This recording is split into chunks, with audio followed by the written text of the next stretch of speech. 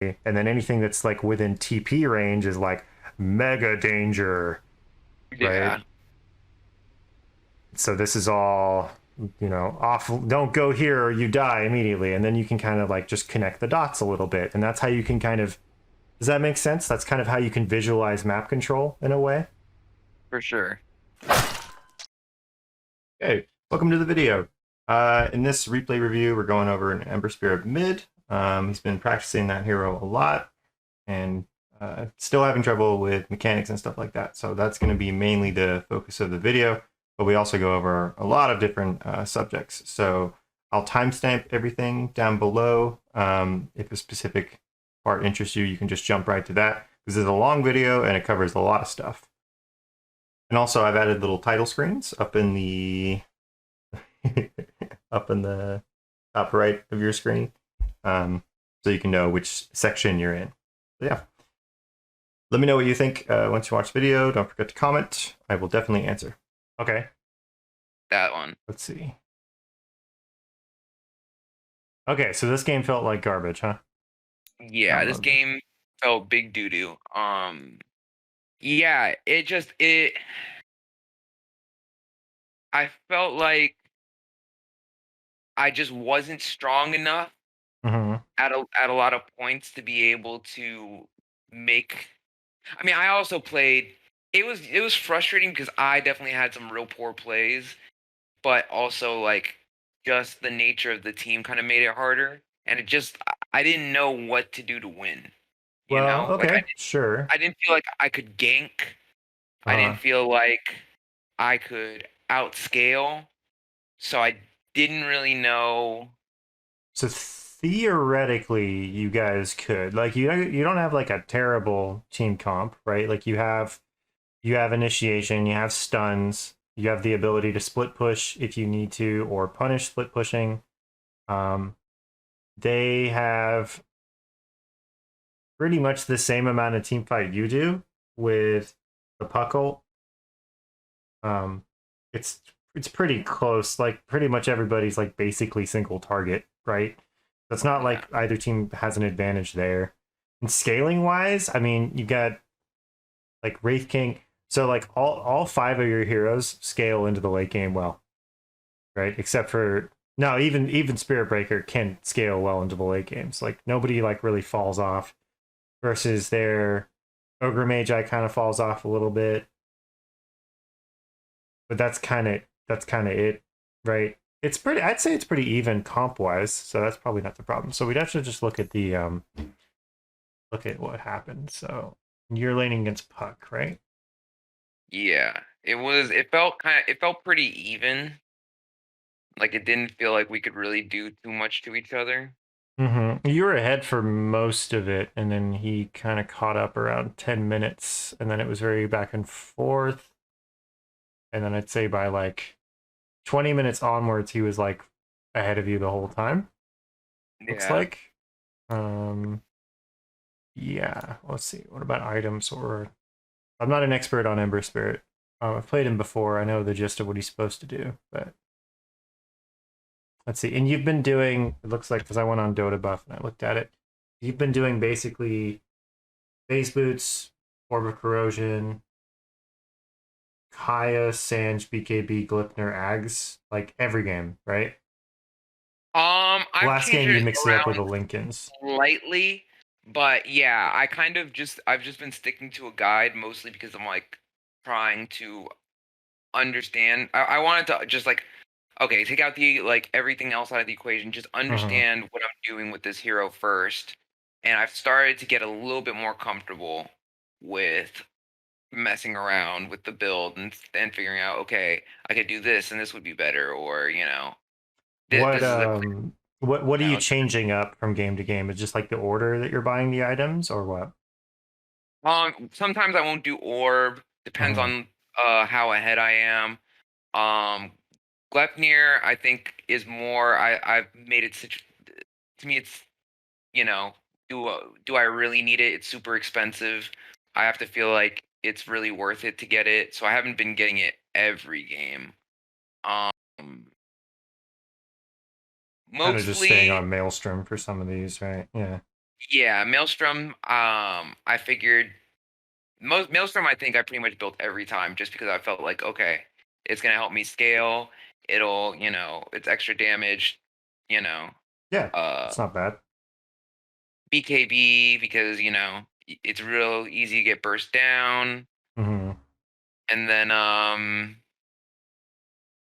So Ember yeah, Spirit actually great. has he can actually build a ton of different items. The Yeah, main thing is like in order to operate, like he kind of needs a BKB or a Yules or like a yeah, Linken's, right? Because if he gets silenced, it doesn't do too much. He's very spell heavy, right? So that's the main variation, but like basically everything else can be almost whatever you want it to be. Like you can go freaking Blink Dagger, you can go right click, like you can do Battle Fury, Daedalus, like all that stuff. You can go magic, like you could probably make like a Veil of Discord work on him, like why not? He does a lot of magic damage, it makes sense.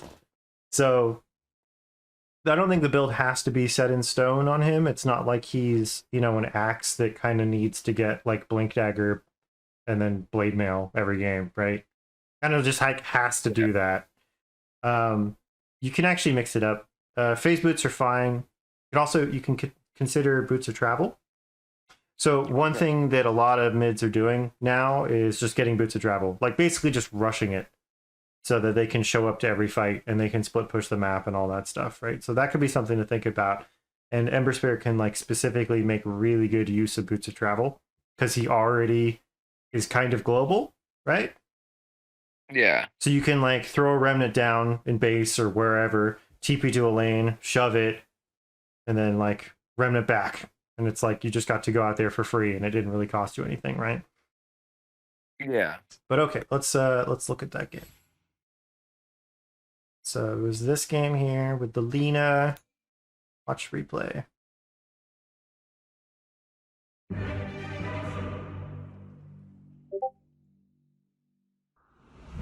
And are you picking Ember kind of like regardless of what's going on? Like you just want to play Ember? Yeah.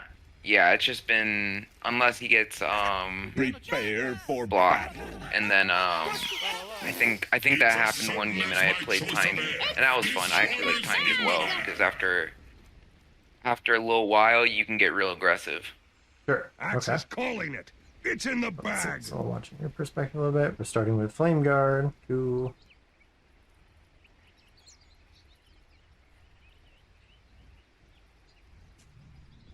Speed up a little bit. 30 seconds So what to battle. specific things do we want to look at? You were saying you didn't know like if you could outscale them or like where to go or who to gank or whatever. So I didn't know exactly like what is my win condition this game. Because The battle like begins. we have initiation and stuff, but like we didn't have anyone really like starting fights too much. Like, So what what's if I what's his name? I'll hit Charge my of Darkness puny guy. eyes where Spirit I Breaker. Like, yeah, Spirit Breaker. Mm-hmm. Um, That was a good block. he, By I appreciate that. Yeah, he would charge in and start things, but he would start like really bad initiations, like where we're super far away. So like Sure. those initiations weren't really like super useful.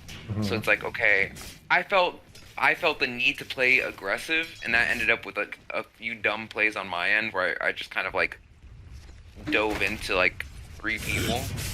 Okay. So I just really didn't know like how do I play this to make stuff happen. Sure.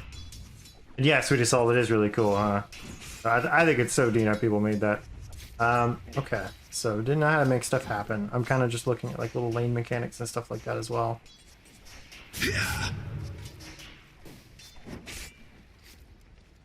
So on the first little thing, so if we look at the first wave right here, you get a good block right here, right? By the way, are you holding the ward for closer to when the runes spawn? Is that the idea? Yeah. Okay, that makes sense. We're doing this, right? But he still gets this deny. So that's... Yeah.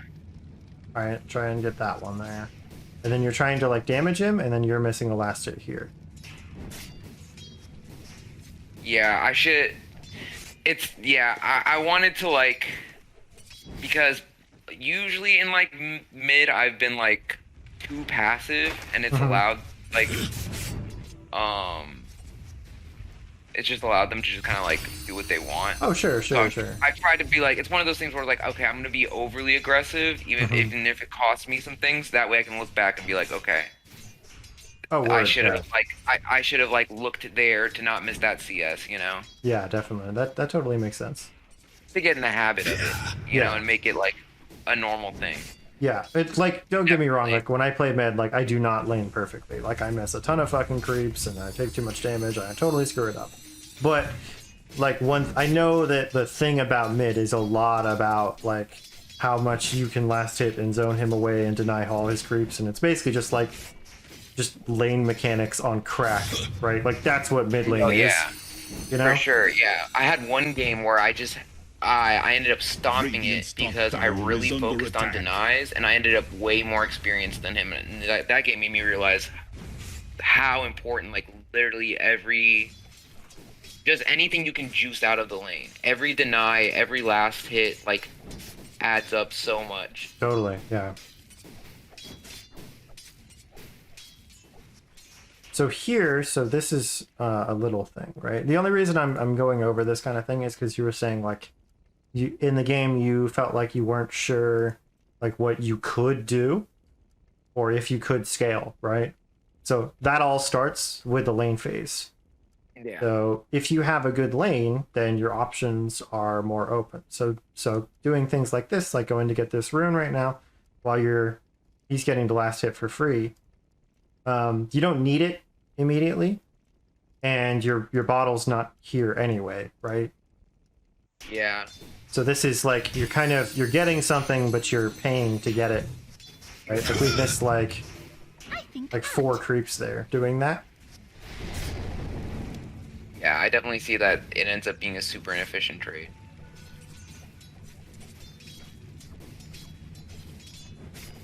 See, what you can do, so one thing Ember is very good at is shoving the lane into the tower and making it so that they don't really want to, like, stop you. Like, he's almost like an axe, right? Where you go in there and you're just like, haha, I'm here. And they're like, shit, I have to, like, get away or I'm going to take a ton of damage, right? So little things like this, like once you've popped your flame guard right here, like he goes off to get this rune. I think it's on, but it's just glitched right now. Let's back up a little bit. So you flame guard right here. You know he's going to get this rune. Like, I would just be pushing this into his tower because he's, like, left, right? So then he gets back, and then he's stuck here. Like auto-attacking this crap into his tower, right?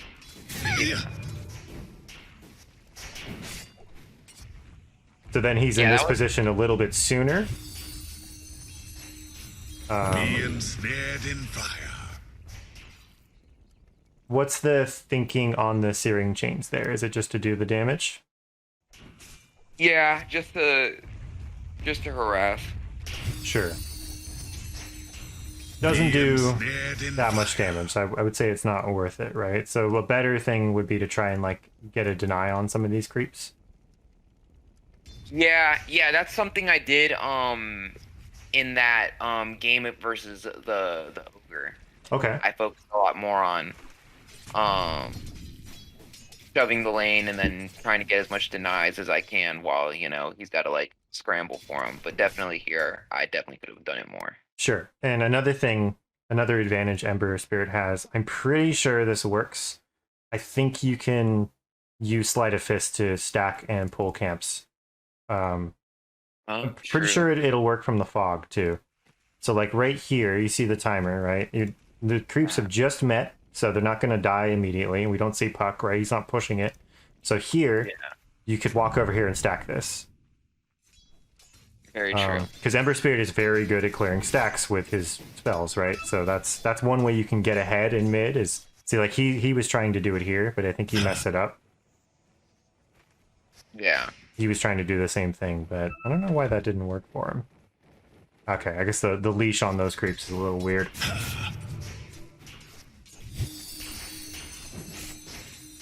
You have been. But yeah, I could see what you mean. The lane is like kind of neutral, right? Like until one of you gets your ults, like it's kind of nothing's really gonna happen. You don't really threaten each other too much. Yeah, exactly.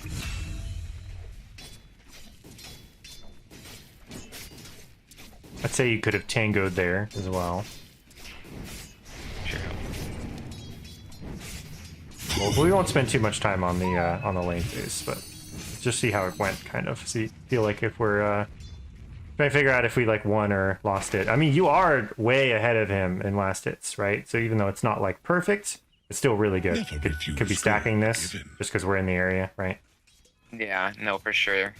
And by the way, like I mean, some heroes don't care about stacks at all, but if you're playing a hero that can farm them, then it might be worth your time to take the few extra seconds to stack it while we're standing there anyway, right? No, for sure.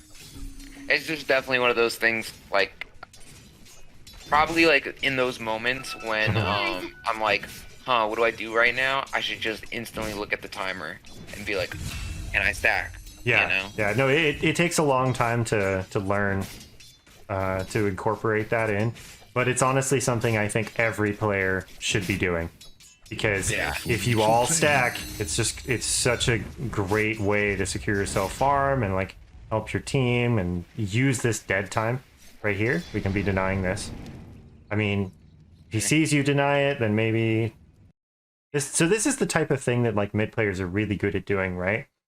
So they pay attention and say, okay, he does not have illusory orb, right? Yeah. So, and then what they'll do is they'll remember, like, holy shit, this thing has like an 11-second cooldown, and they'll have like a kind of subconscious clock of like when this can happen again.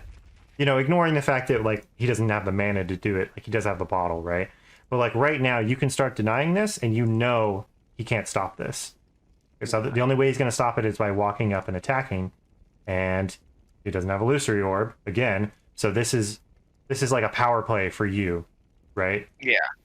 And this stuff is keeping this shit in mind is like the like high level shit. Like this is what mid players do. Like they know the matchups. They know even if it's a weak matchup, they know when they're strong in the matchup. So in an instance like this, where Puck is almost out of mana, he doesn't have illusory orb.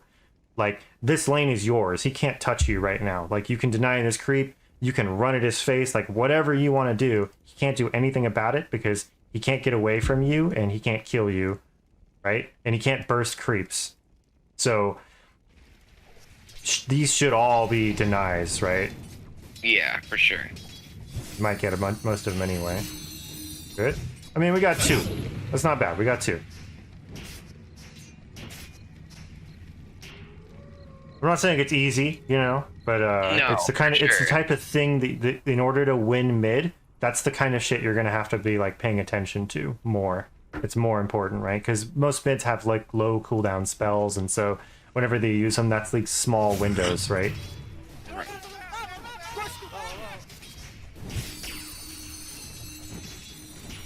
There you go. Yeah, like that, exactly. Like how you just did it there.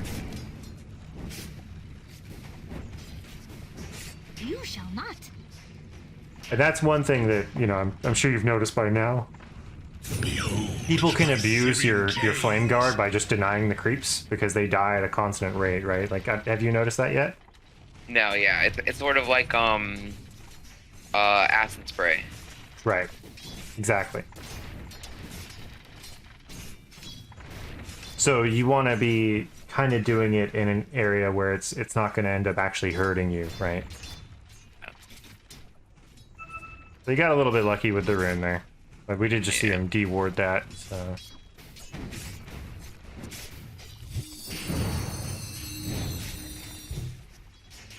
But I mean, you're rocking this lane. Like you're 32 and 7 to his 25 and 4. You're, let's see, 509 XP, 685. So you're gonna hit 7 before him. That's good.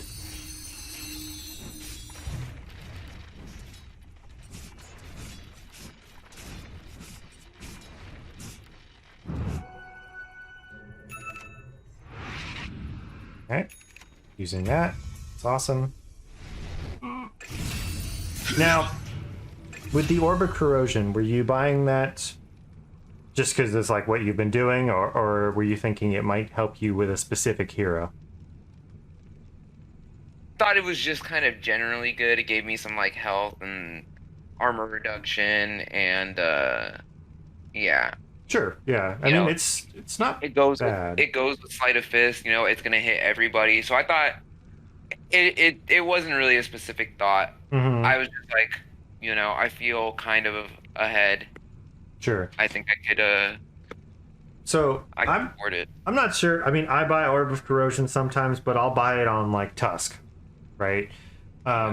Sometimes I see mid heroes get it. Sometimes I see like a PA get it, and I'm not sure when it's correct, because I feel like it's only correct to do it if you're playing against somebody that like specifically dies from you hitting them over and over again and doesn't have a mobility spell. So in the case of like Puck, it's kind of irrelevant to him whether you slow him or not, right? Because he just orbs away, right? So For sure. I mean, barring searing chains and stuff like that, like if this was, say, the Ogre Magi was mid, then the Orb of Corrosion has more value because he has no mobility spells. But against a specifically mobility hero like Mirana or Puck, it's much less value, right? So something to think about as well. You gotta think about how your items are Dire's top tower is under attack. changing the game for you, right? Like what does this allow me to do that I couldn't do before, or whatever, right? For sure. But I mean, you're winning this lane for sure, so that's good. Dire's top tower is under attack.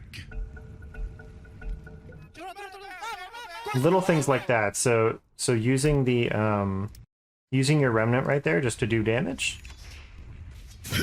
Yeah. Like look how much mana you're spending doing all this, right? And under attack. this doesn't feel like anything happened because no one died, right?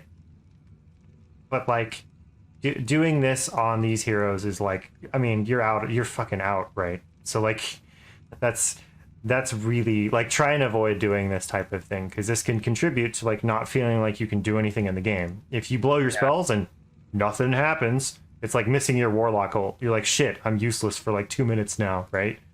Yeah, no, it definitely felt like shit after I did it. I was like, right. That really didn't do too much for me. Yeah, and that's one thing too that playing Ember a ton has taught me, is like really paying attention to Dire's top tower is under attack. to my mana pool, because it's so easy to just burn through it. Yeah, absolutely. And I can't tell you what the ideal skill build is for him. Like, I'm pretty sure like maxing flame card is correct, but like, under attack. When do you ignore skilling sleight of fist, or like whatever? Like, I can't talk to that kind of thing, but I think that's, as you're learning the hero, that might be something you develop. Like, when is Searing Chains mega value? When can I get a lot of value out of Sleight of Fist? Like, in this instance, you've gotten Orb of Corrosion, you're going to go Face Boots, like, you're doing a right-click build. So, Sleight of Fist has a lot of value, right? True. So, I don't know. Maybe it's correct to just skip Searing Chains altogether, just to get this up faster. Yeah. I'm not saying it is, I'm just saying, like, something to think about. Dire's top tower is under attack. Were you thinking of coming to gank over here? Yeah.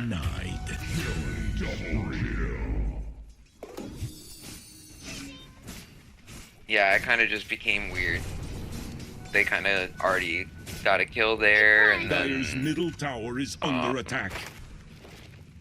I mean, you can't whoever else control... there was behind tower. So then Yeah. I just kind of like, I guess I go back mid. Sure. I mean, you can't control the entire game, so if your Spirit Breaker never initiates on the right target, like, that's not up to you, but we can look at our own usage of our own spells and where we move and stuff like that. Radiant's bottom Like, tower you sound like you're you're still having so many mana problems because of just bursting right here, right? Yeah, and I thought at this point I was thinking like, like I should maybe just be getting like. Radiant's bottom Actually, tower one thing is under attack. now that I think about that I wish I had done this game that I did in the ogre game was I got Raindrops. Yeah, no, that'd be really good here. Yeah. Dire's top tower is under attack. Well, I also actually, let me rephrase that. Raindrops are not good against heroes with dots. These are useful against like burst spells usually. So it would help you in the puck matchup, but it wouldn't help you against sniper, axe, ogre, right? Yeah, yeah. The only way it kind of helped me in the ogre game, was that I realized this dude, like, he wanted to cheese me hard. He wanted to kill me, and I knew he was gonna like try and burst me and go for a kill, and it ended up like making him take a bad trade. Sure. Where That's I good. could actually kill him. So let's look at this dive right here. So how is this executed? So if we're looking at our own fog right now. Radiant's middle tower is under attack. So right here, you're deciding to split off. What's the thinking there? I thought that they were I thought it was just gonna be really difficult. They were in trees. Mhm. I didn't really have mana to do much. Mhm. If like, Pup shows up, Yeah, I This think that's so bad. fair. That makes sense. You're kind of lingering around. Yeah. So one thing to think about though is that you've already popped Flame Guard, right? Because you pop Flame Guard, I'd say you're actually popping it a little bit too early. Yeah. So look at when we pop it, right? You're popping it now, then you jump in. And now right here, like I see what you mean. Like, oh, they could rotate on this, but is that terrible for you? Because Wraith King's got his ult, right? And you guys have a catapult. You've got 3 people here. You've just killed someone. It's a sniper. Sniper really can't do much to you besides the shrapnel. Puck could TP in and get a coil, but probably doesn't have the damage to kill you right now anyway, right? He definitely doesn't have the damage to kill 4 heroes. Because he's got to kill Wraith King twice. Yeah, I guess I didn't like in my head at the time when I was just kind of thinking about things. I saw Wraith King low, and I'm like, okay, he's just gonna die. And I didn't think about, he's gonna reincarnate. Yeah. I'm like, okay, well, shit. That makes sense. So that's something you got to Dire's structure. So like I'll show you when do we figure this out. So we're in this position right here, This is when you decide like how this dive is gonna go, because you've got, I mean, you're just walking, right? So you don't have anything to do right now, so you can be checking the status of their spells. Like, okay, we don't have Laguna Blade, we do have Reincarnate, he's got a lot of mana, that's fine. She has enough mana to do these things. I mean, you're not gonna like have time to look at all of this in the time that you're walking, but like roughly you can be like, well, that looks like a lot of mana, and these are off cooldown, right? Yeah. But we know that we've got 300 mana, so we probably have enough to do like a Flame Guard and a Remnant and like maybe one more spell, and then we're done. So it's sort of, regardless of the specifics of what the spells are, like maybe this isn't Reincarnate, right? Like maybe this is, I don't know, fucking an Underlord ult that could get you out, or maybe it's something else, right? Like whatever it is, maybe it's a Magnus ult. Yeah. Because when you're in mid, it's a lot like playing support, and that like the way you decide to spend your time is really going to dictate how the rest of the game goes. So Yeah, no, for sure.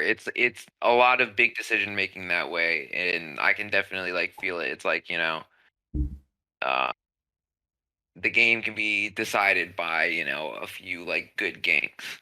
sure, yeah, absolutely. I mean, well, it can't be. It's probably not decided by it, but it is going to like set you up to like do the next step, right? It's more like a stage of the game, like if you get a few good ganks, mid game is going to be very advantageous to you. Right. I mean, it definitely doesn't hurt you to kill all the enemy heroes, right?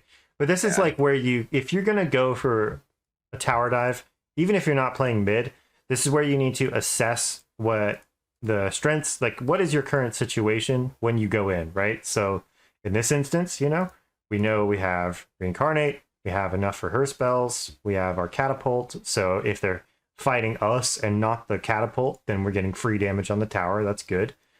And, like if I dive here, what's going to happen on the map? Like, okay, well, Puck's kind of just here farming. He doesn't have a lot of mana, so that's another thing. So if you think about that, like if he did TP in, he'd spend mana on the TP. He'd have to spend mana on Dream Coil and this and this. And so like he doesn't even have enough for a full combo if he shows up. I'm not saying you should know all of this thing, but this is like if you got to the point, if you got to the point where you were like hyper comfortable on Ember Spirit, that you didn't even have to be thinking about your own hero, then this is the type of stuff that you can be spending your brain power on, right? Like top wave is pushing, like they don't want to fight here. They want to get this wave pushed out. So like this dive is great. Like this dive is a good idea. But what I'm kind of saying is I think if you're going to do it, like, I think you commit a little bit harder. Like you chase the sniper into the trees with your Wraith King. Yeah. He died anyway, or no, he didn't die. He got away. Maybe you would have killed him. Maybe not. Who knows? That kind of comes down to how all three of you spend your spells. Yeah, I think I was hoping when I went in that I could Searing Chain them both, but I think where I ended up at, I was just near Axe and I was just like, well, just gotta go on him now. Sure. The other thing is that like Flame Guard has a nice range to it. I mean, look how big that is, right? Yeah. You don't even have to go into the trees. You can just stand like right here and just burn them out. Yeah. Right? And then that allows you to catch the creep wave so it doesn't aggro your creeps. So you get more tower damage, right? Yeah.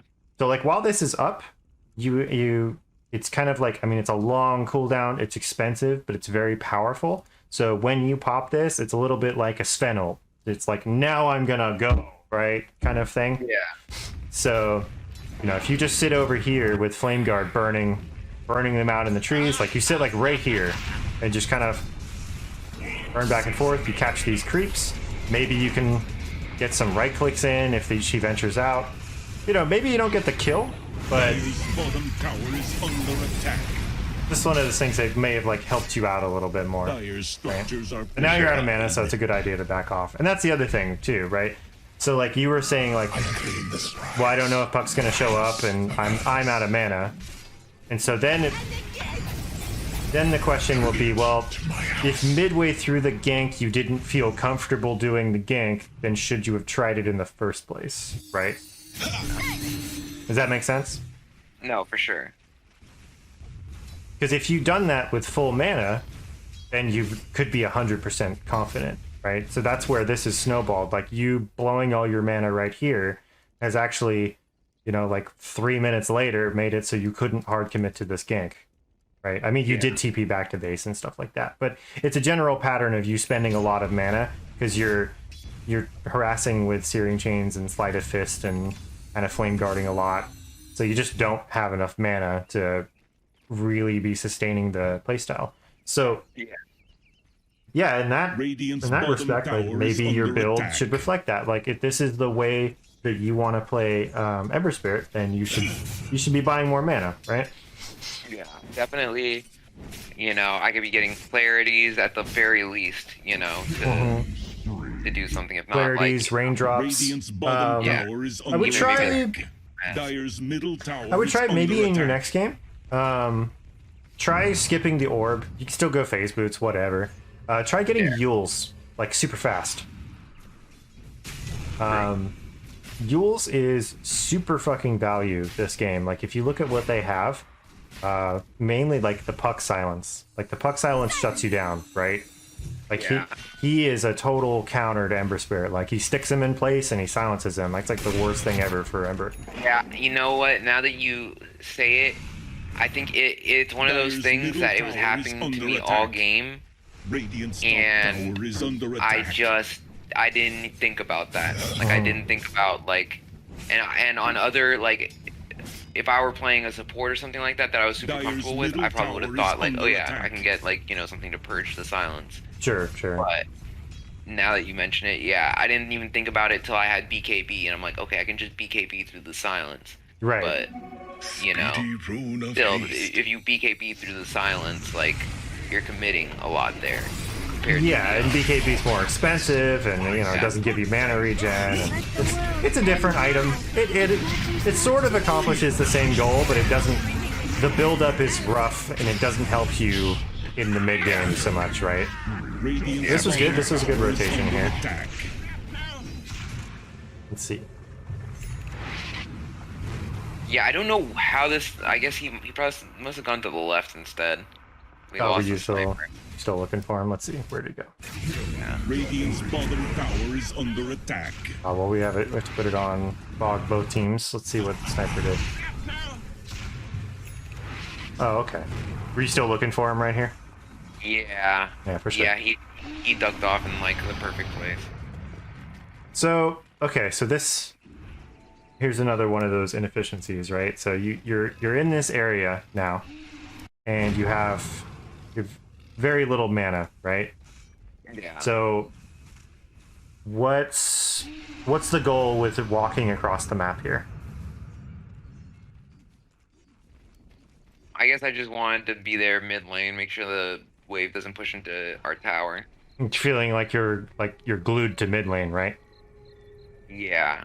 Well, I typically feel that way, honestly, no matter who I'm playing, because a lot of the times, like, mid will just go down for no reason. Dyer's Yeah, middle yeah, tower absolutely. is under So, attack. like, okay, I gotta be the one to show up today. Sure. Then that's fine. Like I think you're feeling like responsible for the mid lane, like even if it isn't your lane, like that's probably a good habit to have. But in Yeah. this instance, I think it would have been better for your own game. Like let's assume that our teammates know what the hell to do, right? Like the Wraith King's gonna respawn in a minute, you know, maybe your supports can TP over here, like someone else can deal with this. Like if we just assume that we can trust our team to do it, what should we be doing with our time in that instance? Um, I guess we could be taking camps. Yeah, you could be taking camps or you could be pushing lanes, right? So you've just so that in general, so one thing I want you to try really try and burn this in, all right? Like if you're playing a core or a support or anything, but like basically anything, you should basically always prioritize lane creeps over jungle creeps. Yeah, for sure, for sure. Like always. The only time we go into the jungle is when there's like basically no safe lane to go to, or you're playing a Medusa and Ancients are quad stacked, right? Yeah, no, I always try to stress that in games as well. Like, Yeah. because like I've seen the math for it, you know. Yeah, because a small camp is, I think, about 1/3 the net worth of a wave. A hard camp is like 2/3, right? So it's just more valuable to hit lane creeps. But regardless of just like the pure GPM evaluation of it, like hitting the lane creeps allows you to push towers and takes fights. So like you can't, you know, while this is pushed in right here, like where, you know, you guys are diving over here because you're nutcases and you have a spirit breaker, but like really, like your lane situation really only gives you one objective you can do, right? Which is mid, because that's the closest thing. Yeah. Like the only reason mid is a possible objective is because the creeps are like almost in tower range anyway all the time. But like, you know, this would take you got to kill the whole wave. By the time it gets here, you know, maybe another creep wave is here, so it's very slow. Like top is not an option because it's pushed all the way up here. Like the lane creeps really, though, the waves really dictate what you can do to the enemy team. Yeah. It's very important. So I think here you sit here and you push this, and you know it's safe because you guys just had a team fight in this area and a bunch of spells were gone. Like no one's gonna come kill you down here, even though you're like low mana, right? So you sit here, you push this, you wait till you have enough mana to TP, and or maybe put a remnant down or whatever, you know, and then you just TP back, right? Yeah.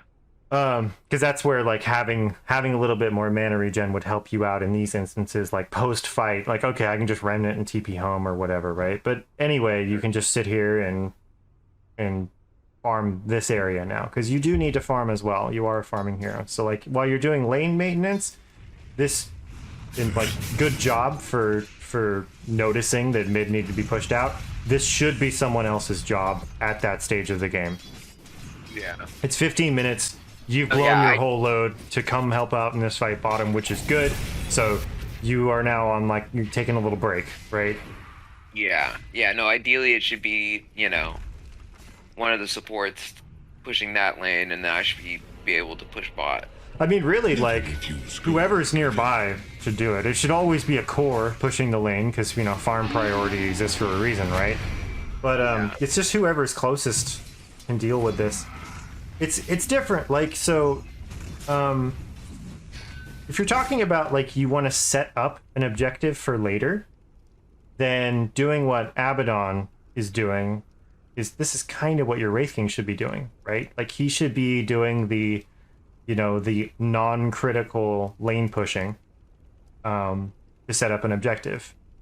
And the supports should be the ones kind of more worried about, like, okay, we have to go defend this tower, so I'll go do it, right? Yeah. Does that make sense? Yeah, for sure. But it's not like this tower was gonna die, it's just you want it to be pushed in general, right? So it's whatever. But yeah, anybody should be doing this, really. Oh, that's unfortunate. Did we get out? I think this is a death. Oh no, I think I do get out of this. Alright, nice. That's a good way to use the remnant. Like, dual purpose remnant there. Like, we were using it as an escape, but now we can just pop back into lane with it, right? Yeah. I like that.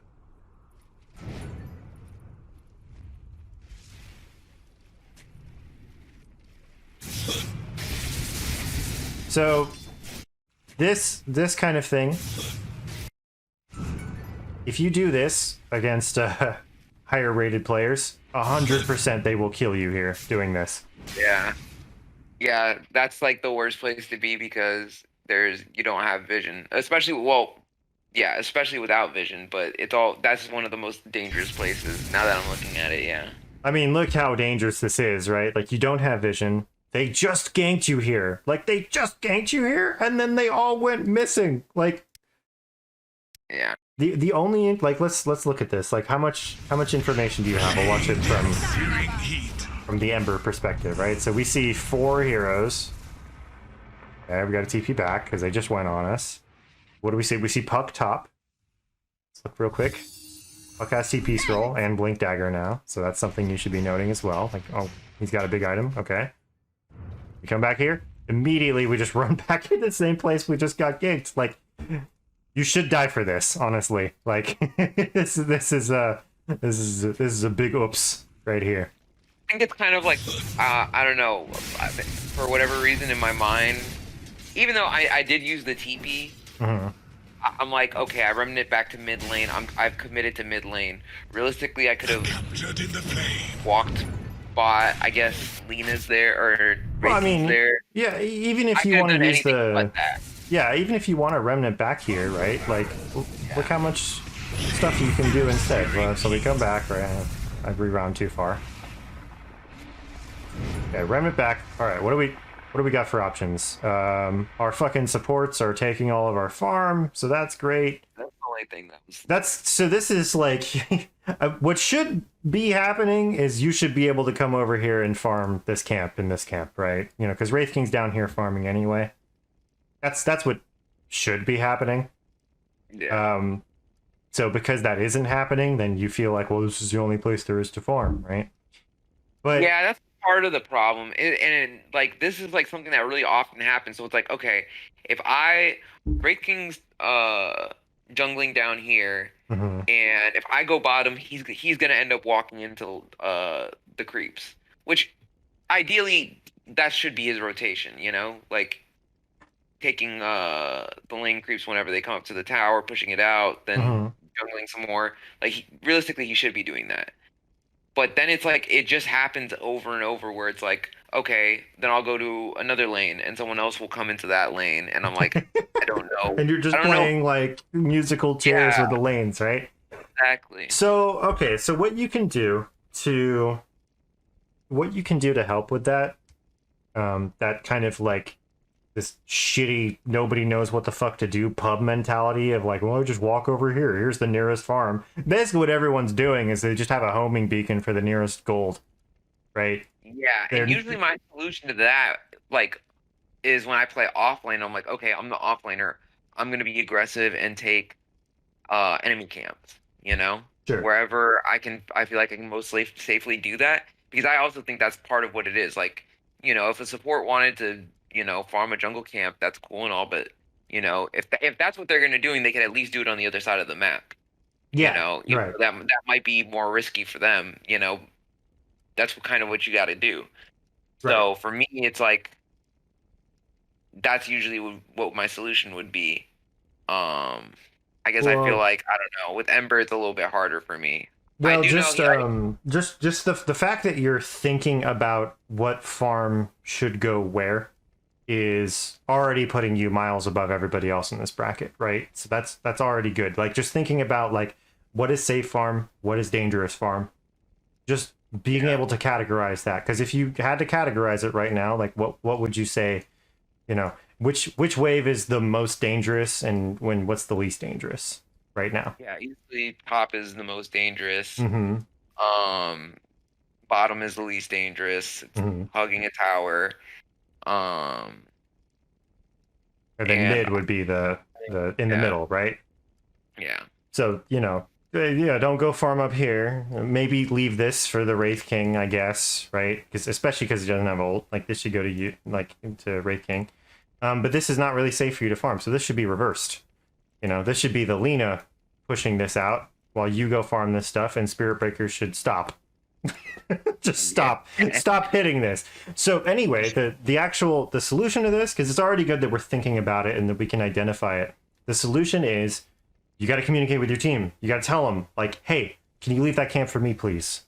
And use your ping wheel too, right? Like, Yeah. Let's see, what the fuck do I have on my ping wheel real quick? I want to show you. Customize ping wheel. So I have the two ups are I'm on the way to this location, right? So I don't even use these other ones, by the way. I don't even know what they do. But I've got my standard ping, my back ping, Control Alt. These two are I'm on the way. These two are the vision ones. So what I did the last time I played hard carry, I was just using these pings to tell people where I was going to farm, right? Like, I'm on the way here. I'm gonna go farm this. Just giving them a heads up that you want to come farm that thing, right? Yeah. You can do that, but you do like, how much do you talk to people while you're playing? Actually, It really depends. I queue east and west, and it'll vary a ton whether I even have anyone on my team that like speaks the same language I do. Yeah. And I don't know, sometimes like to me, my thought when it's like a 50-50 coin flip. If I tell that Spear Breaker that he's gonna either be like, oh yeah, sure man, my bad, Yeah. or supports need farm too, you fucking idiot. Sure. Yeah. So Yeah, that's gonna be tough. Yeah, that's where it becomes difficult. They're gonna be like, oh, I want to hit this item timing or some shit like that. It's like, well, I need to be the one hitting item timings, not you. Yeah, absolutely, right. Structures are fortified. Sometimes the support needs to go take safe farm because they've spent all of their money on sentry wards and they don't have their boots yet, and it's 8 minutes into the game. Sometimes it's okay. But in this instance, Spirit Breaker has 3 small items done. Like, he needs to fuck off these waves or these jungle camps, right? Yeah. But try to communicate with them. Like, even if they don't speak English, use your back pings, whatever. And also when it comes to like pub communication, like giving positive reinforcement, like wherever you can, is going to help a lot. Yeah, So, you know, like this Spirit Breaker has gotten 4 kills and 7 assists. Like, he's doing well. Like, he's doing really well. So if you're just going like, well played, every time, well played, you know, use your Dota Plus tips, all that shit, true. it's gonna make him feel good, and he's gonna be more receptive to you telling him to fuck off your creep camp in nicer terms, right? Yeah, no, for sure. I think this begins where I make a real dumb play. Okay. Because, okay, here's exactly what I'm seeing on the map right now.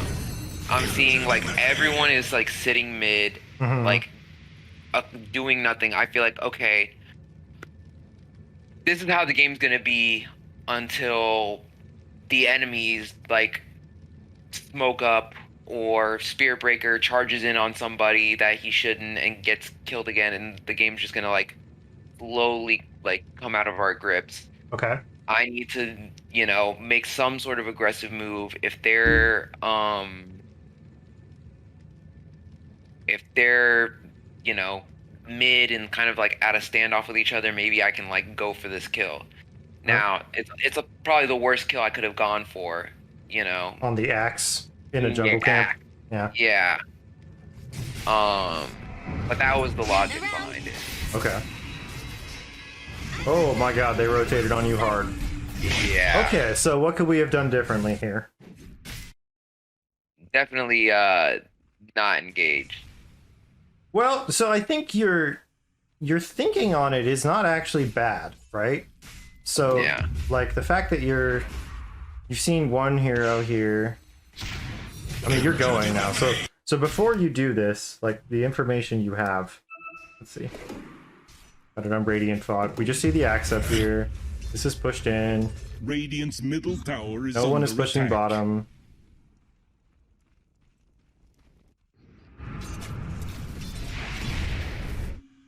Just see axe again. Okay, we see ogre.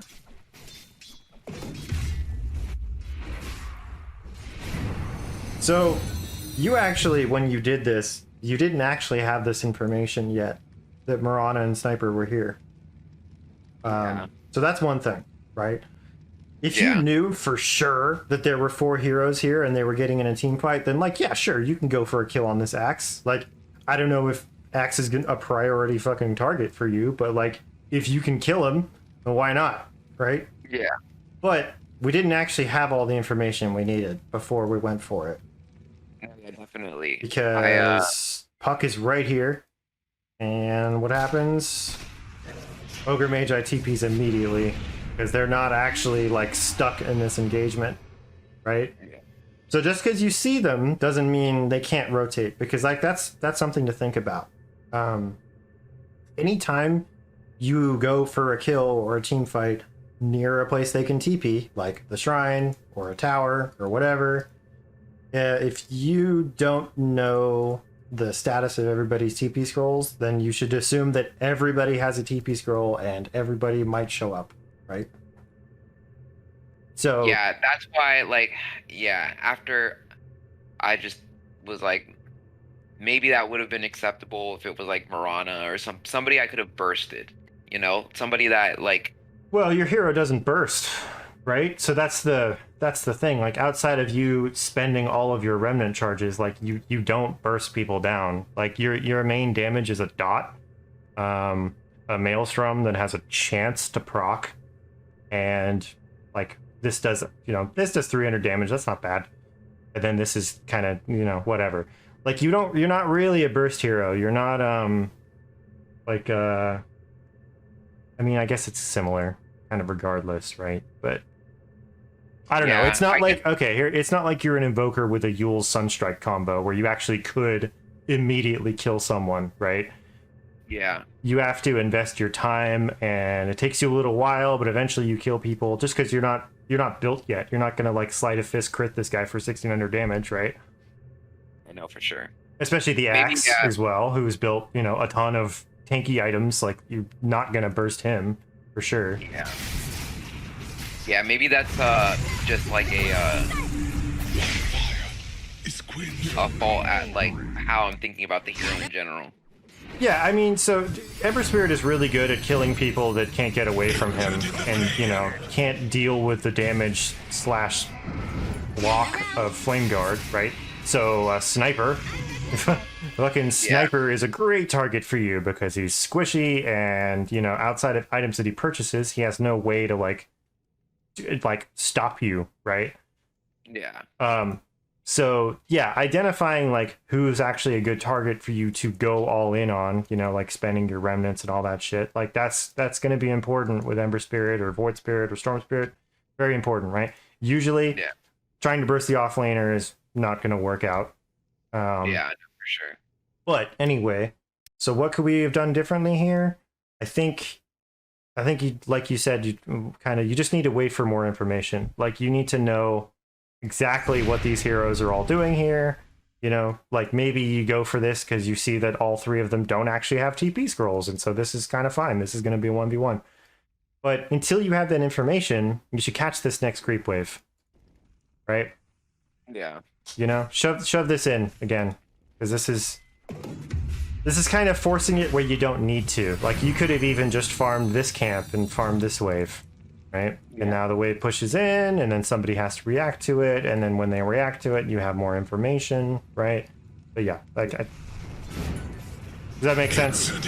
No, for sure. I hope I'm not just repeating the stuff you kind of already know about it, right?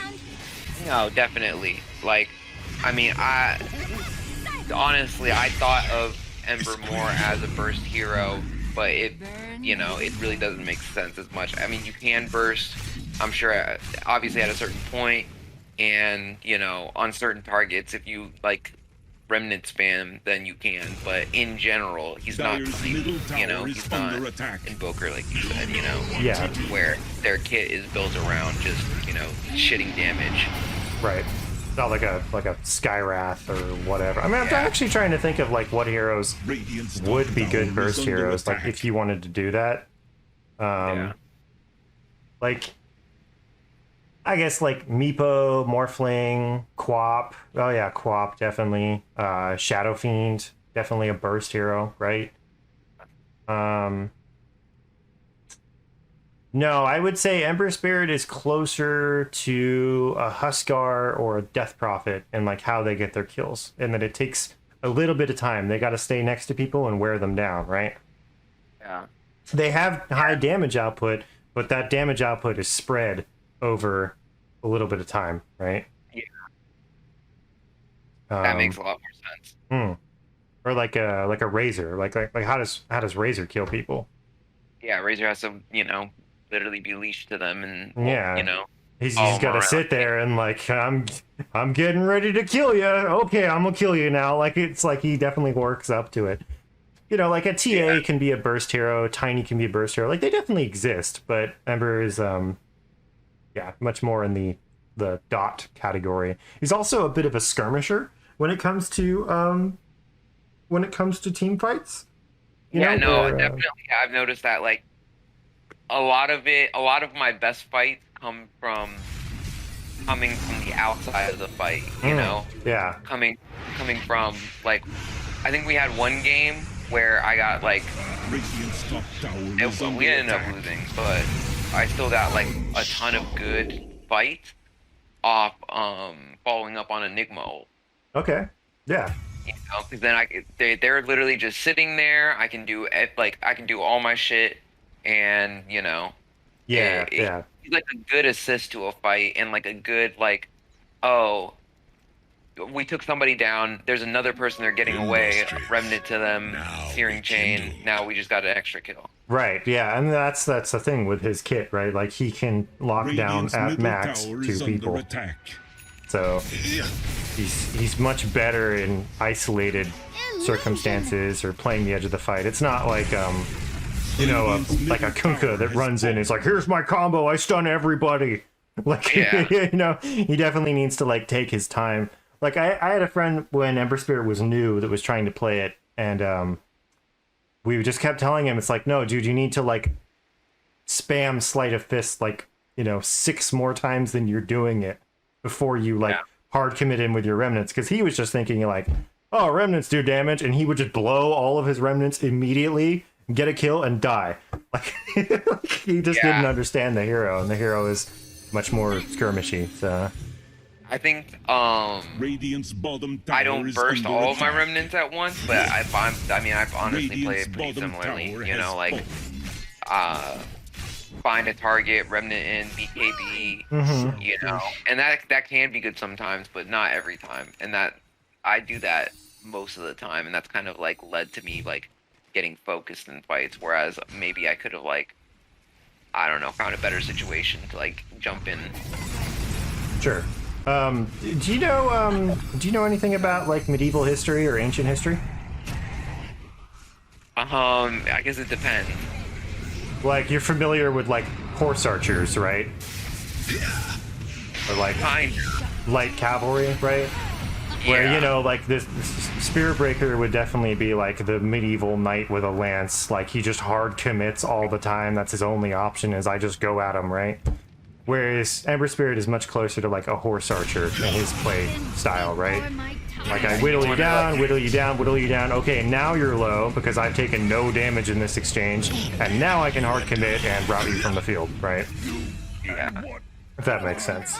Radiant's bottom I like to tower try is and under attack. make analogies to things. Sometimes it helps me. Yeah, definitely. That makes a lot of sense. Right. That was good. Good fight. I wasn't even paying attention to it. Was the fight good? Is there anything we could have done different in this fight? Let's see, we're coming up. Da-da-da-da-da. Could you remnant right here? Because you already see them. I think I couldn't. Oh, we do have vision there. I think I wanted to try and like. So ideally, I wanted to lock down the puck, but now thinking about it, I'm not going to be able to do that. Maybe I think because I saw his orb, I was like, why couldn't you lock him down? Because he has a waning, or what the fuck is it? Not waning rift. That's Waiting rift, right? I mean, yeah. I think you still do it. I think you still just like when you're coming up right here. Yeah. You see the direction they're moving, they're all going to the right. You can just cut right here, you know, utilize the strength of Ember. You don't even have to hard commit. You can just sleight of fist searing chains right over this wall and probably hit both of them. Yeah, that's something I have to practice a lot more. I think I like in this game I fuck up a lot of that, of trying to get the sleight of fist searing chain combo. It's not hard. It's just as long as you're in sleight of fist, you can cast searing chains, basically. I mean, I'm sure there's a little bit more detail to it, but that's one combo I've never had an issue with. And I'm not trying to brag, I'm just saying, like, I don't put that much thought into it, and it almost always works for me. Because I just go WQ. Like, yeah, I think, you know? Well, I think what happens is I'll have it like, I don't know if I had it at what point. Basically, you know how you can like take something off of quick cast and then the next game it'll be back on quick cast? I don't use quick cast or anything, but yeah, I know the key bindings can be a little bit wonky sometimes, but I don't use it for anything.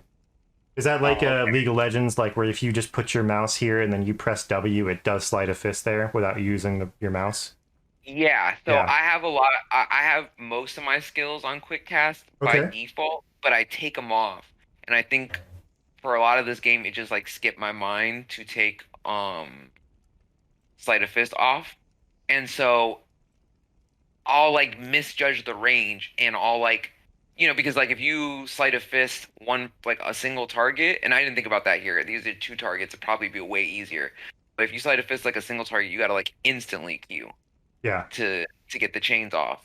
Okay. But I'll misjudge it, and he'll still need to walk up a bit, and I'll Q, and my Q will go before I even cast the W. Yeah, okay, I see what you're saying. All right. Yeah. So yeah, that's one reason maybe to not use quick cast. But if you did have the ranges down, then it would be way faster to use quick casting on that, right? No, for sure. Because then it could just But be I like think mouse here, WQ, like real fast, right? Yeah. So I think that's one of those things of where it's kind of like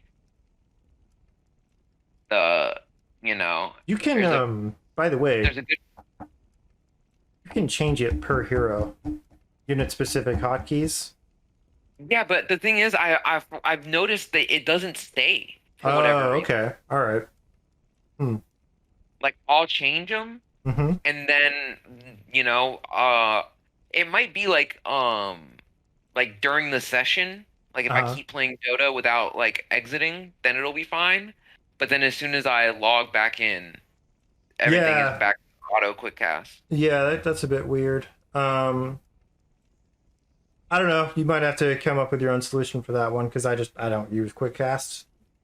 Yeah. Maybe look it up, see if other people have found a solution to like it resetting constantly. It might be like a config file or something dumb like that, or you not like shutting the game down properly. Like if you Alt F4, then it doesn't save shit or whatever. I don't know. But anyway, the point is here we did have an opportunity to just go over this wall, right? Yeah. Instead of walking all the way around, like we could have caught the puck here, either using Remnant or using Sleight of Fist and Searing Chains, or the combination of the two. Could have just jumped right here, which would have been really nice, because obviously you get in the fight faster, you catch this puck from getting away. I mean, he comes back in, but like, does puck survive? Okay, puck's a dingus and blink. This puck shouldn't have died, right? Yeah. But if you just go on him right here, then he probably does die. Yeah.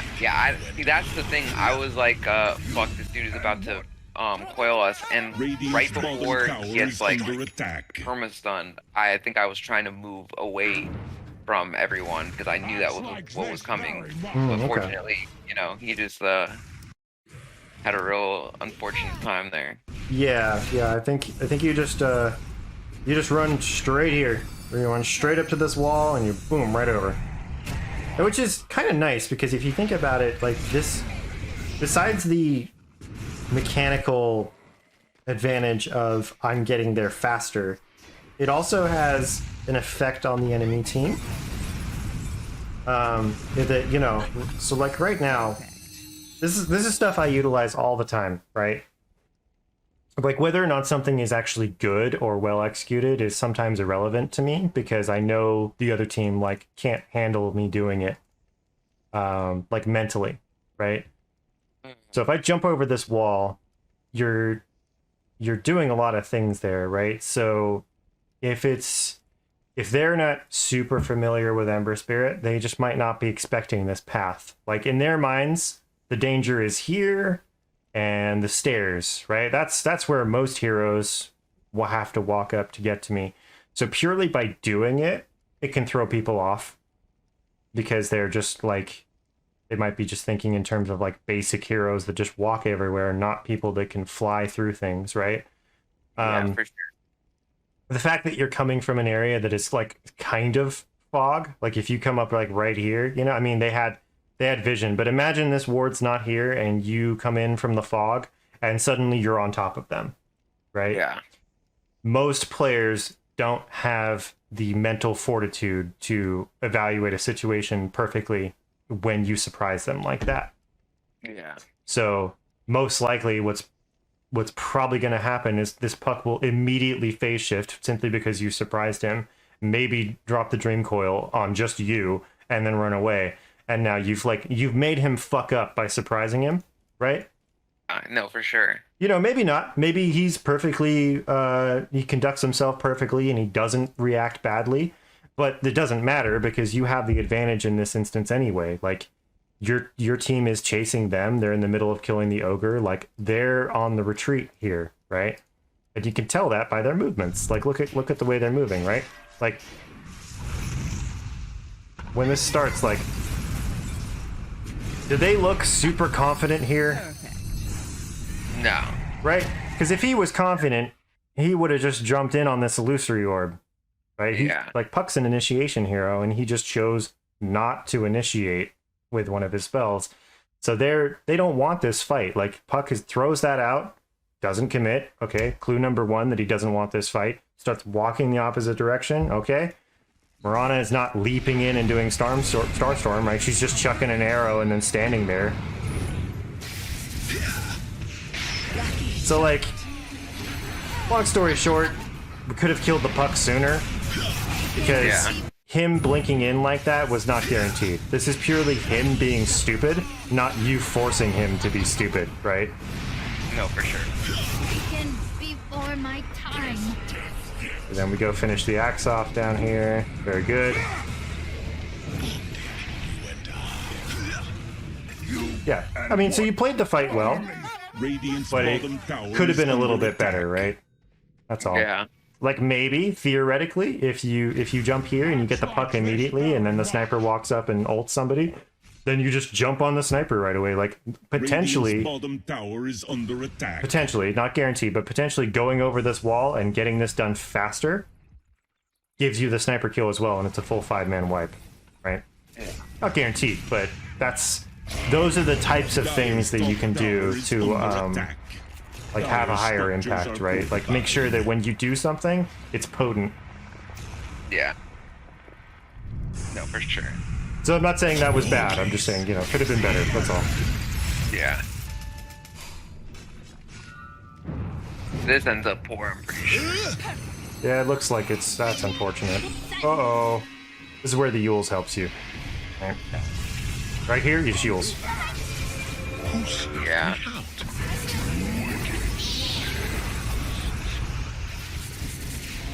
Yeah, that's unfortunate. But that is... Why did that happen there?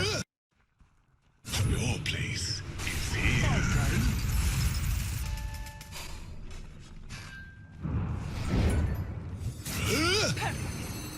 I mean, the arrow is why it happened, but it's really what's going on is that you've already used your initiation, right? So, you're the foremost hero, right? So you've initiated with your only CC, right? Your team is a little bit far away. It doesn't mean it's wrong to do this part.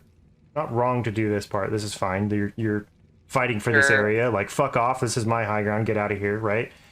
After he walked, that's what I realized is after he walked, I was hoping right here, Wraith King boom stuns him. After he doesn't, should have just backed off. Mm-hmm. I mean, the Wraith King's not in range to stun him, really. So, like, look how far away he is, right? So this is just you playing outside the limits of the hero, because your Searing Change is literally on cooldown, right? Yeah. Who snuffed me out? And this is probably happening because up until this point, you've been playing pretty safe, right? But you guys just won a mega team fight, and you know you're feeling good. So you're like, oh yeah, it's gonna happen again, right? it's kind of it's like idly doing things, right? That was a nice arrow on her part. That was very good. Yeah, I think definitely rewatching this, Yules is just like the superior item to BKB in this match, because Puck naturally is gonna like to make Ags, and that's gonna, like, you know.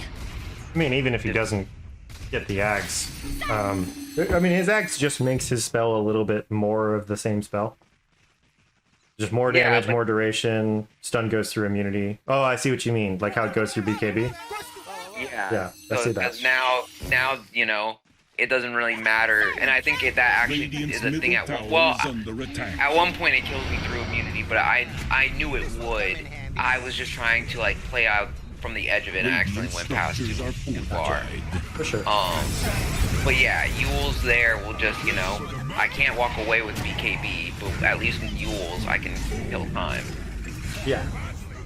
And that's important, right? Because if you just imagine that, you know, like in this fight you had a Yules, like let's go all the way back, you know, right here. So all this stuff happens right here. So you're silenced and you're coiled. Or you can walk over here, right? Kite. So the leash duration is, can't ping it, but it's almost done, right? If you Yules like right before he taunts you, by the time it's done, then you'll have the leash will be gone. So if we look at this right here, so I can explain it a little bit better. You can't do anything during the stun, right? Remnant's on cooldown for a little bit. So that's another reason why, you know, holding this until it's going to make the difference is important. So right here, actually, right here, you would just Yules immediately. Maybe. The other way to do it is you know, do what you did and walk around until now this is off cooldown, right? Wait till you're silenced. You Remnant now that you're not silenced. You Remnant over here. And then you Yules to get rid of the Dream Coil, like to just ride out the Dream Coil duration. And then as soon as it's done, you can come out. I mean, probably the axe is going to taunt you once you land from the Yules.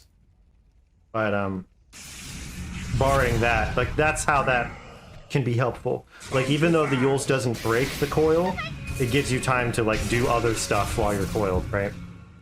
Yeah. Like set up for your remnant or, you know, remove silences. The main thing is it's removing silences.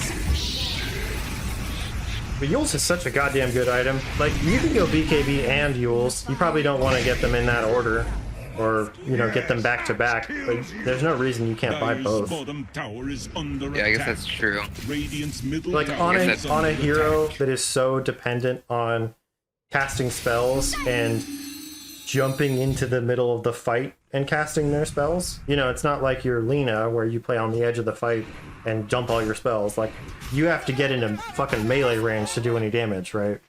With Flame Guard. So BKB is valuable on you, but you know, until you get there, you can get the Yules. This will come in handy. Alright, what's the next thing we want to look at? Yeah, I think after this, I think we just bounce back and forth until things get rough. I think it's just like a lot of misplays from here. It's a lot of just team fighting too. Which is, you know, that's fine, whatever. Yeah, but at one point, like, I made a... So, okay, are you able to BKB out of, Atos? Yes. Yes, I'm pretty Alright, sure well, you are. I died to a death that was preventable, and I think, it's a bad death, and it's just like one of those things where it's like, a few bad deaths that didn't need to happen just kind of fuck up the game. By the way, you were right about the halberd. That doesn't get dispelled with BKB. Remember we were talking about that in another video. Oh, okay. Yeah, you were right about that. It doesn't get dispelled. All right, Sweet Assault. Have a good one, dude. Yeah, I'm happy with the tooltip extension working. It's pretty cool. Have a good one. I'll catch you tomorrow. Yeah, you were right about that. Rod of Atos, it doesn't actually say here. Oh, here we go. Dispellable.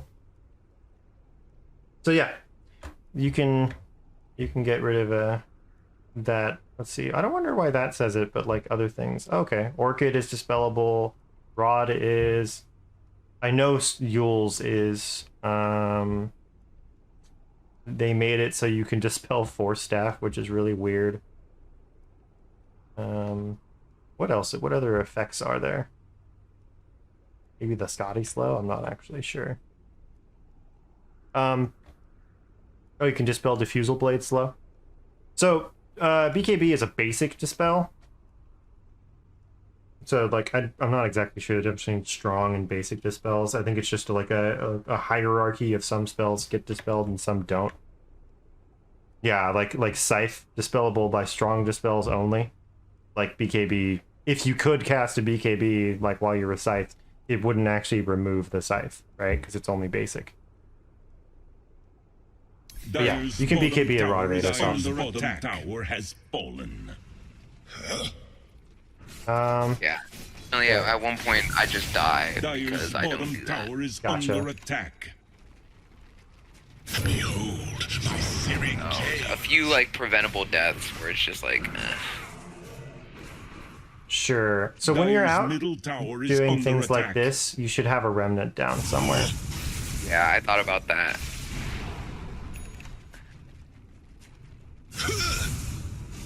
Basically, anytime you're taking like dangerous farm, you should have a remnant plop down somewhere so you can immediately jump out.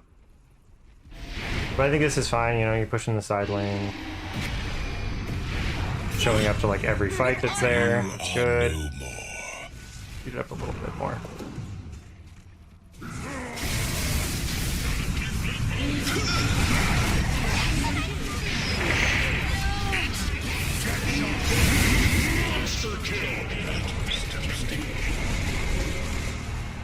Okay, doing the Remnant TP thing. Uh-oh. Ah, this is the point you were talking about, where that happened, right? Yep. Yep, that's unfortunate. By the way, you can use your spells to just dodge the rod. So Yeah. So you I see it think coming in, you can slide a fist to, you know, not worry about that. Like you can slide a fist. I don't know if you can reach the mid lane, but if there's a That's target, what I was trying to do. I think I thought about that and I tried and it wasn't in range. you could also fire remnant this one. I mean, you have to be fast, right? I'm not Yeah. saying it's easy, but like Ember Spirit, like absolutely, even if you didn't have a BKB here, you could dodge this Rod of Ados. Yeah. No, this is like one of those things where it's like, you know, if I want to be good at this hero, these are the type of things to master. Yeah, Because absolutely. those are the types of things that he's capable of. Right. Yeah, 100%. Yeah, I mean, But also, even if yeah, I just BKB. Like, you can do that too. yeah, yeah. That's okay. We'll learn something. Money to burn. Oh, mid-wave. Hey, Wraith King's on top of it. What a guy. Nice job, Wraith King. Now top lane. Who's gonna go do Radiant's top that? tower is under attack. You see how it's forcing you guys to react, though? No, absolutely. Absolutely. That's why it's like, I try to like stress it in games with teammates. Like if they don't do it, I'm like, all we gotta do is like we can make it a fight way more worth it if we just like have lane push, you know, and wait for somebody to show up somewhere. Sure. So this, Dire's bottom death tower is here. under attack. so you do push the lane, right? You have to Yeah, think about but- how much you've been showing as well. Yeah, So- no, for sure. I should have had a like. There's no reason I don't have a remnant at least the tier 1. Mm-hmm. Or anywhere, really. You should have a remnant down right now. Yeah. But so something to think about is as a mid laner, being conscious of where you show on the map is going to be important, right? Anybody who's paying attention is go, oh, Embers. I mean, you did have a remnant now. That's good. Does it just expire? I don't know if it expires. But you've shown here, right? So they've seen you. Actually, maybe we should look at it from their perspective. Maybe that might illustrate this a little bit easier. If we look at it from the enemy's perspective and then see how much of a threat you're presenting. So right now, you're the only hero showing on the map. And they see Wraith King skeletons. They see Abaddon bottom. The axe is over here. He sees these two. Still see Abaddon bottom. So this is something where it's like, you know, even if this is fine for Abaddon to be doing this, because he can safely push this, because he's, you know, literally unkillable. You just have to be conscious of the fact that, like, okay, my teammate is showing on the opposite side of the map from me. So that means that the enemy knows that they can make any fight they want a 4v5. Right? Just True. being conscious of, like, the information that your team is giving to the enemy team. You know, because maybe you don't know the wards here, but you're sitting on a Dire's creep wave, bottom right? tower is under attack. So we've spent the time to spend two waves. This becomes dangerous, right? Doing this, just because we've shown on 2 waves, right? So this is the next logical place, right? This is the next farm. Like, you're just going to the next place you can get gold would be right here. So it's easy for them to predict even without the ward, right? Yeah. And Remnant has not expired yet, but I think as soon as you get coiled, you can't get out of it, out of the coil, right? Dire's top tower is under attack. Because I don't think cannot be dispelled. Yeah, so once you're in here, you're kind of screwed. So that's just you just overstaying your welcome too much. You know, it's fine to take this wave. Taking this wave becomes more risky. The more you stay in this area, the riskier it becomes. Very much. And then, you know, really good players will predict where you're gonna go before you go there. So they'll use information like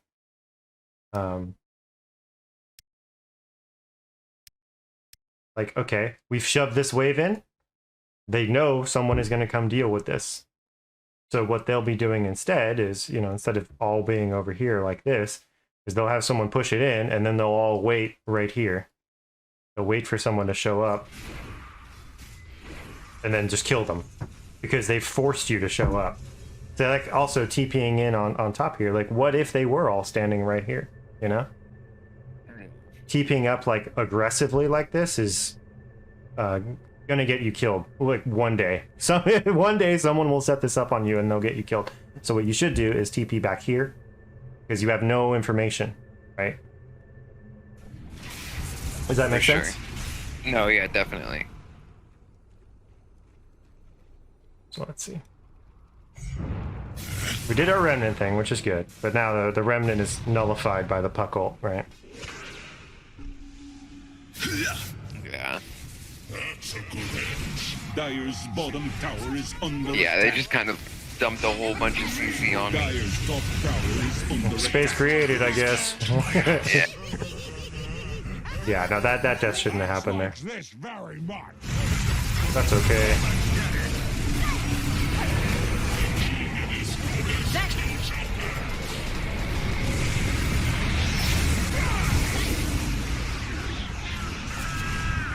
Did your team lose this fight? Oh my god, everybody's so low! Oh man.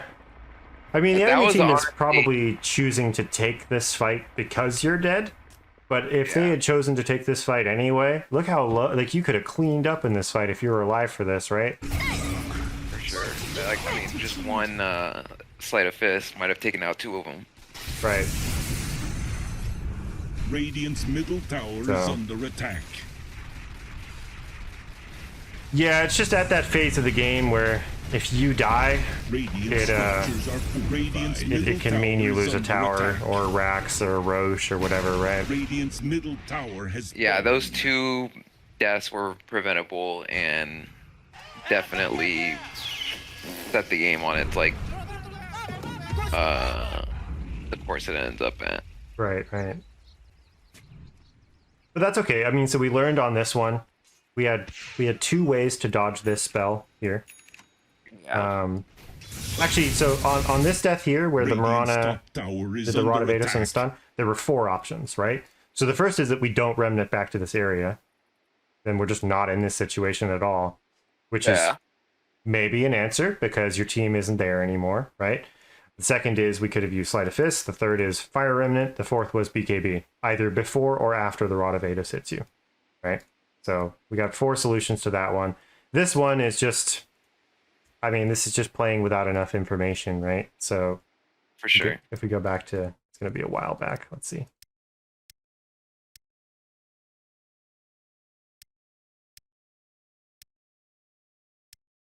Where did that happen?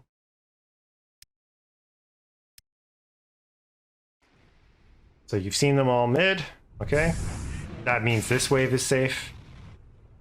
By the time I do this one, this is becoming risky, but we just saw Mirana mid, Abaddon's pushing bottom, they might respond to Dire's that. bottom tower is under attack. Okay, so we see over here, Sniper. The other 4 heroes are unaccounted for, and they haven't come to kill the Sniper. They've just, or the Abaddon, they've just sent Sniper to like farm this, right? They're not responding to this push right now. No one's farming mid. So yeah, so this is how you can evaluate that this is dangerous. Dire's top You're standing tower is under you're standing attack. within blink range, right? So it's not like you're over here farming this one. You're standing next to a high ground where they can jump on you under a potential ward, right? You could, if you really felt like you had to farm this one, even though I think we can agree that farming this is a mistake because of what happened, you can hit it, and then you can back up over here and farm it. So do you ever do that? Do you ever drag the creeps away to a safer location to farm them? Yeah, I'll do it like, well, I guess it's kind of like Very much. different, but I'll do that, you know, in like when hero I do a ton on is Sand King. Okay. Where I'll drag it to a neutral camp, and that way I can really efficiently farm both. Yeah, that's good. So you can utilize that on at any point in the game with any hero on anything, basically. Like, I mean, especially with Ember, there's a million ways to, you know, clear right. creep. So Yeah, because if you, you know, if you dragged it over here and you farmed it from, like, you know, over here, maybe cut this tree to give yourself an escape route, like, it becomes safer. It might still be a bad idea, but, you know, at least you're kind of, like, outside of the blink range over here, right? It's sort of just having, it's kind of developing, like a threat sensor, right? Radiant's middle This tower is under feels attack. dangerous. And, you know, maybe you can't put it into words exactly why in that moment, but it feels dangerous because it's fog and it's next to high ground and they have blink daggers, right? for sure. Radiant structures are Radiant's middle I try to tower is visualize under things attack. like that, like, I wish I could kind Radiant's of, middle tower has fallen. like, illustrate it for you. Actually, maybe I'll just try and do that, right? So if we do something like this, so we have to go back to that one.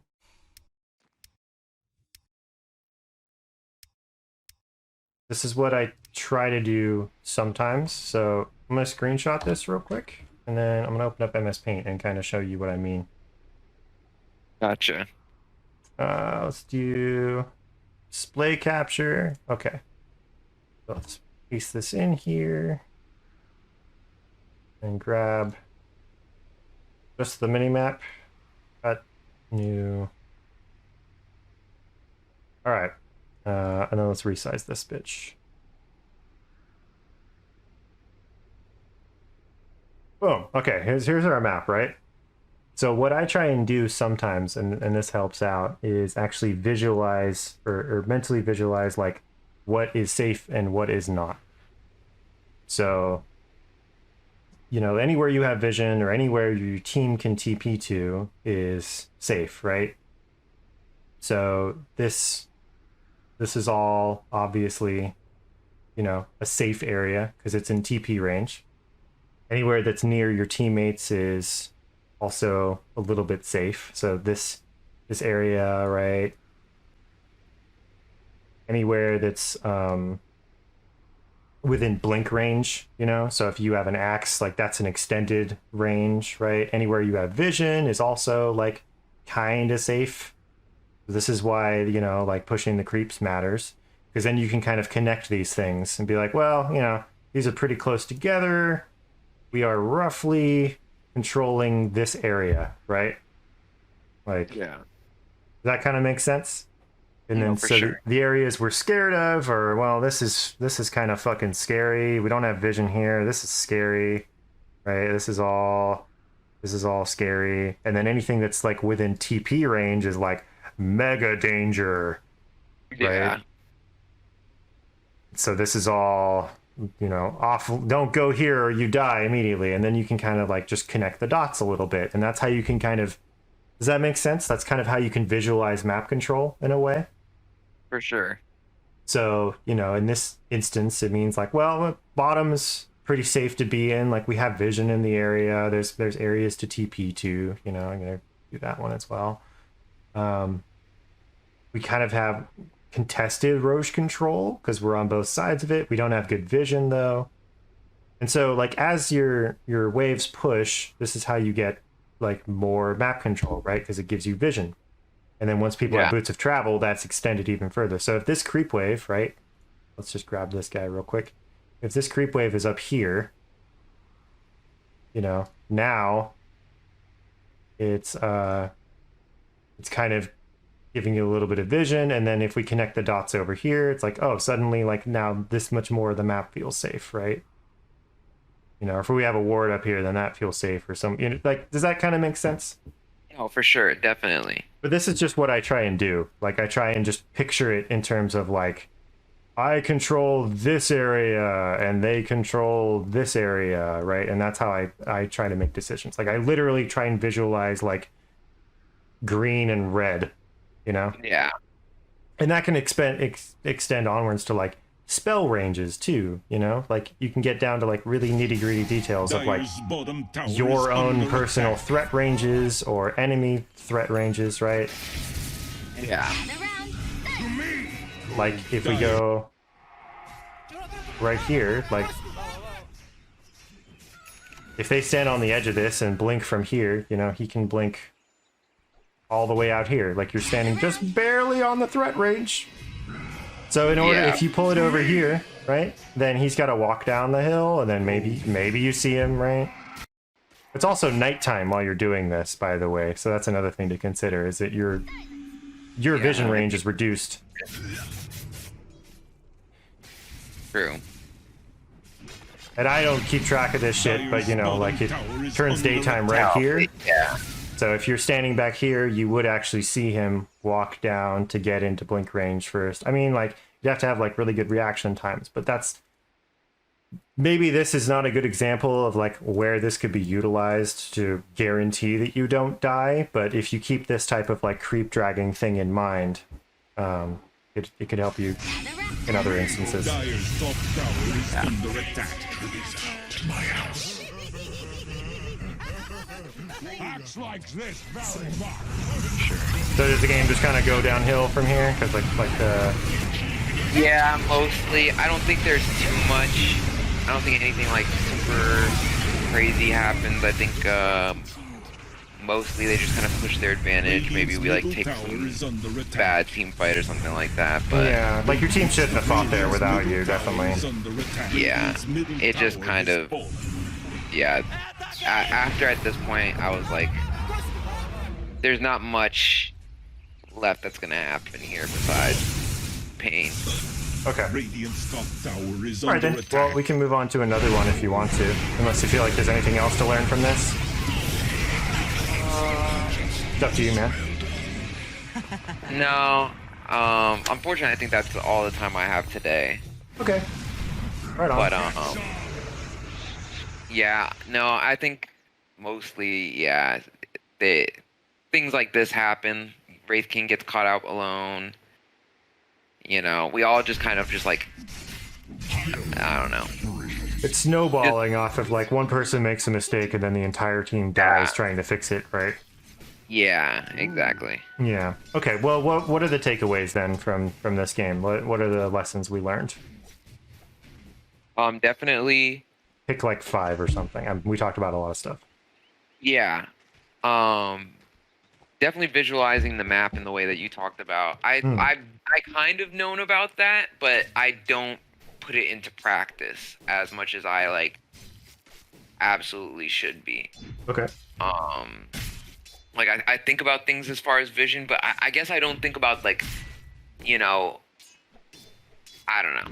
Sometimes I you know, space out on things where that's like an important concept that needs to be like, you know, I mean those are the things that result in bad deaths. Sure. Not paying attention to the mana pool. You know, because Interesting. it's super important on this hero, and definitely like it was something to see like how that like one decision of like trying to harass that didn't really lead to anything snowballed later into like, you know, losing a potential kill. Yeah, and actually in the instance where that happened, which was, let's see, roughly around here, I think you actually rectified it anyway because you went back to base to get all your mana back. But it's kind of a constant pattern of you trying to harass with Searing Chains and Sleight of Fist when they're not maxed out. Careful what you claim. Yeah, for sure. Um, Yeah, with this type of build, I should be Not. more so using Searing Chains. Searing Chains as like, okay, I'm committing to a kill. yep. You know, Yep. it's not really as much of a harass tool as Dire's You Well, know, it's like, okay, so when you play Wraith King, right? When do you decide to drop your Wraithfire Blast, like your stun? Like, what do you usually use that for when you play Wraith King? that's when you're trying to go in on somebody. Yeah, you're trying to go for kill. But Yeah. what if you're not trying to go for kill? Then what are the other like acceptable places to use it? Securing range, Yeah, securing creeps you're not going to get, or what's another one? like change the target for your skellies. I think it does. Yeah, that's specifically with Wraith King. Let's see. What's another one? Not specifically Wraith King, but like where would you throw out a stun? Interrupt TP. Dire's Interrupt top TP, tower yeah, is or under to attack. defend a teammate or defend yourself, right? Like stun someone, run away, right? But you know, like the spells have multiple uses, and it goes the same with everything. Like Sleight of Change Dire's really top doesn't do tower that, is or under Sleight of Fist attack. doesn't do that much damage, but like it could, you know, be used to cancel a clarity or a salve, or get the last hit on someone that's running away, or get a creep that you weren't going to get otherwise, or whatever, right? Like they all have these uses. So if you're just using them to do damage, then you have to start thinking about the efficiency of this. Like, how much mana am I spending? How much damage does it actually do? How often can I actually do this, right? So, you know, if you're playing like Skywrath Mage, spamming your Q on someone is highly efficient. Like, it's not that expensive, it does decent damage, and it's spammable. So you're going to run out of mana eventually doing it, but, like, that's how he, like, whittles people down, right? You know, the puck can harass you with her illusory orb to like get you down. You can harass with Flame Guard, or if you've got items, then Sleight of Fist becomes a harass spell. For sure. I think it's like I have to either Dire's top tower is under attack. Dire's structures are I have to either scale towards my playstyle or, you know, adjust my playstyle to what skill build is best for the game. Sure. And it's probably going to be, you're probably going to meet somewhere in the middle on that, right? What would be some other lessons we got from today? Bonded, you and I.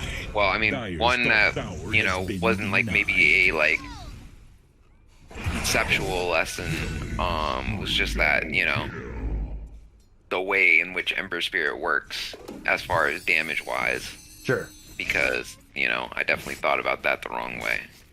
Yeah, yeah. Like, he does have burst potential. You're not wrong about that, but that's not the primary way that he kills people, right? That's like a finisher. Yeah, exactly. Prize. Dire's middle tower is under attack. What else? Efficiency things. And that's like, that comes down to not just like, you know, farm efficiency, but also like that in that instance where I could have like reacted faster during that fight and gotten to Marana and Puck. Dire's middle Yeah, tower is yeah. under attack.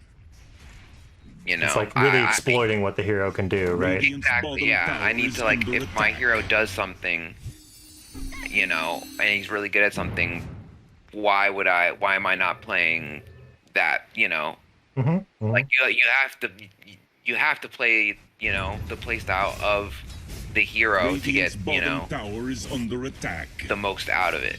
Right. You know, or else you'd be better off playing someone else. You know, so. Yeah. That's what Ember does. That's what I need to be doing or looking to do. Yeah, that sounds good. Anything else? Not picking up a Yules. Dire's Yeah, structures yeah. are fortified. Yeah, no, for sure. That the Yules was like I claim this right whether for the house. it's a, you know, between BKB or that or getting both of them, it's an item that would have, you know, made a big difference. Yeah, absolutely. sure. Specifically because you're against a silence. You know, maybe there's a match where the other team doesn't have a silence, or they don't have any way to actually stop you from remnanting away. Then maybe you can skip the Yules. But yeah, and you know, against the Puck, you pretty much need to buy a Yules Yules here. is under attack. For sure. That's gonna help you out the most, I think. Actually, just doing that change of picking Yules up more is really gonna like open the door for you to like start actually exploiting Radiant's bottom the strengths of tower the is hero, under right? Because attack. if you're scared to Middle make tower plays is where you under jump attack. over the things, like, oh, what if I get silenced and dream coiled? And, you know, like, well, you got the Yules. Now you can extend yourself further and go into even more dangerous situations, right? Which is that's what mid is all about. Is like, I'm a fucking nutcase and I'm gonna push this to the limit and kill everybody. Yeah. You know? No, for sure. Yeah, I Dyer's think middle tower is yeah, under I attack. think I said it Radiant's top before. tower That's like is something under I would attack. usually think about, but because I'm like I've been so like just Dyer's focusing on the middle hero, tower is Yeah, under yeah. attack. I've been so away from that mindset that But That's just I gonna think happen now- while you're learning a hero, right? That's natural. Yeah. Rune of Yeah, haste. but I think now I'm getting to the point where it's like, okay, I've played enough games where I kind of know what to expect from Yeah. the hero. It's time to start incorporating those things. That's good, man. All right, cool. That's good. Well, I hope this was helpful for you then. I know you say you had to get going. It's always super helpful, and I always super appreciate it. No problem, man. Right on. Okay. Well, I will let you get going then. Keep playing Ember. Find more replays, and we'll see if we can see the improvements. I'm excited. Definitely, I'm excited too. I appreciate it, man. I hope you have a good rest of your stream. Right on, dude. Catch you later. All right, you have a great night. You too. Dyer's middle tower is Cool. under attack. That was very cool. Very cool. I always like doing these. If you're watching on YouTube, don't forget to leave a comment. I will answer if you have any questions about anything I was talking about, or if you'd like to see a coaching session on a specific hero, I can try and make that happen. But yeah, I really want to grow this more and do more coaching. So yeah, please comment down below. Likes and subscribes are also appreciated, of course, but comment, please. It's very helpful. And thanks for watching. I will catch you on the next one.